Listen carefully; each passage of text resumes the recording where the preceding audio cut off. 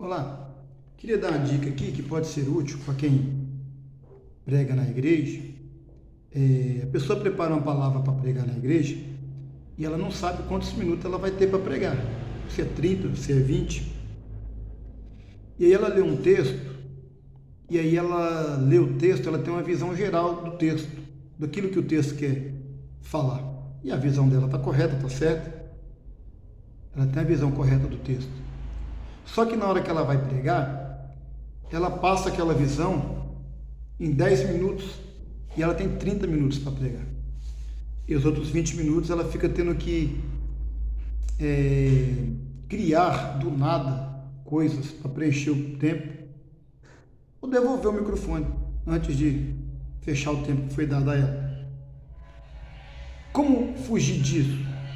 Primeiro, leia sempre o contexto, o que vem antes do texto que você preparou para pregar.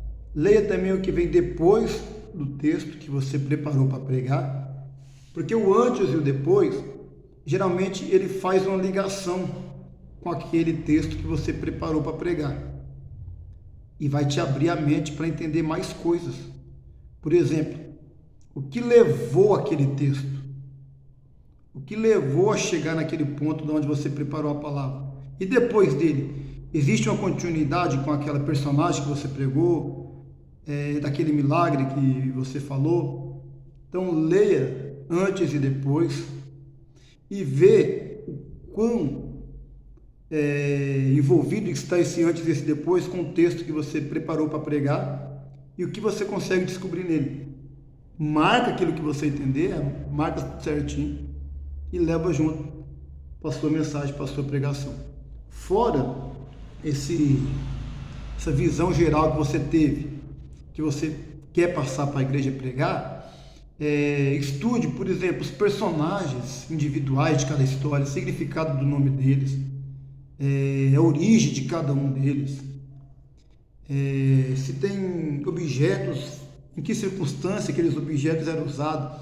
Por exemplo, quando Jesus multiplica, transforma água em vinho, por que aquelas talhas estavam ali? Qual era o fundamento delas estar ali? A quantidade de água que tinha nelas, por que aquela quantidade enorme de água ali? Por que tinha aquela quantidade enorme de água? Aquilo pode ter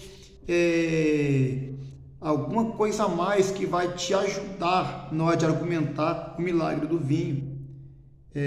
A viúva de Naim, se você ler antes, por exemplo, onde eu estou aberto aqui, antes fala da fé do oficial romano, que queria que o filho dele fosse curado, que foi até Jesus. O escravo, na verdade, né? Lucas fala do escravo. E aquele homem, ele vai até Jesus com fé. Ele vai até Jesus com fé, atrás da cura do seu criado. Mas em seguida, Jesus entra em Naim, e aquela mulher não pediu nada para Jesus, aquela mulher não teve fé para o filho dela ser ressuscitado, e mesmo assim Jesus ressuscita. Tem um paradoxo aí, esse paradoxo fala alguma coisa para a gente? Esse paradoxo tem algo a passar para nós? Então esse antes aqui é interessante você estudar ele também, porque Lucas, quando vai relatar aqui, ele está querendo fazer um paradoxo aqui entre a fé do centurião, do oficial romano, e a viúva de Naim, que não pediu, que não falou nada. Jesus que decidiu por ele ressuscitar o filho dela. Ele poderia simplesmente parar a multidão, esperar o cortejo passar. Ele fez questão de parar o cortejo fúnebre e ressuscitar o menino para a mãe. O que esse texto quer falar para a gente? Então, esse texto anterior, ele complementa alguma coisa no texto da viúva. Você pode usar também. Então, tenha sempre isso em mente. Leia o texto que você sentiu de pregar, entenda ele no seu plano geral dele, mas procure o antes e depois, procure estudar os personagens, procure descobrir se tem algumas frases que se repetem dentro daquele texto, algumas palavras, melhor dizendo, que se repetem dentro daquele texto.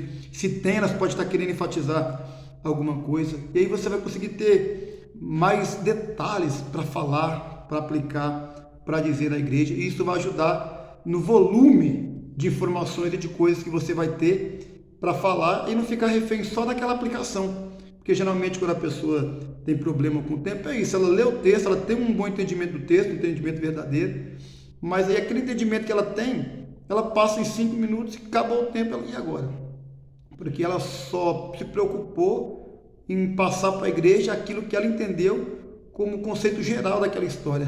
Por exemplo, a viúva de Naim, que Jesus teve dó dela, que era viúva, que não tinha nada, e devolveu o filho para ela, devolveu a alegria dela. Aí a gente vai, Jesus vai devolver o seu morto, Jesus vai devolver o seu sonho, Jesus vai devolver o seu milagre. Você olha no relógio, puxa vida, caramba, 10 minutos aí.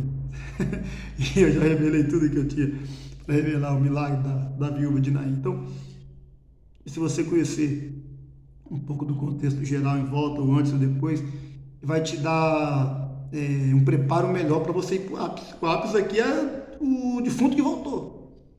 Defunto que voltou. Mas se você já entrar pregando do defunto que voltou, você vai ficar sem ter o que fazer depois.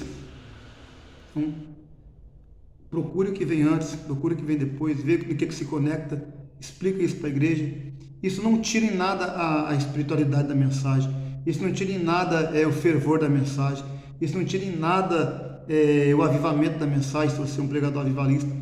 Isso simplesmente vai te ajudar a não ser refém do relógio e a não ficar preso, tendo que ficar inventando palavra para preencher o tempo.